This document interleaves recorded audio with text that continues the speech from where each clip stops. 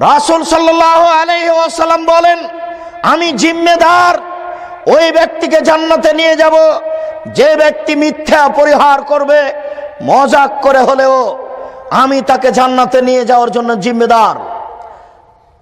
সাহাল ইবনে সাদ রাদিয়াল্লাহু তাআলা আনহু বলেন, রাসূল সাল্লাল্লাহু আলাইহি সাল্লাম বলেছেন, মাইয়াজমান লি মা বাইনা লাহিহি ওয়া মা বাইনা রিজলাইহি আজমালাহুল জান্নাহ। আমি মুহাম্মদ সাল্লাল্লাহু আলাইহি সাল্লাম ওই মানুষকে জান্নাতে নিয়ে যাওয়ার জন্য জিম্মেদার যে ব্যক্তি দুইটা জিনিসের জিম্মেদার হবে। এক, মুখে মিথ্যা কথা বলবে না। দুই, জেনায় লিপ্ত হবে না। এই দুইটা কাজ যে করবে আমি তাকে জান্নাতে নিয়ে যাব, এর ব্যাপারে আমি জিম্মেদার। বুখারী মুসলিম তিনি বলেন, আমি ওই মানুষকে জান্নাতে নিয়ে যাওয়ার জন্য জিম্মেদার।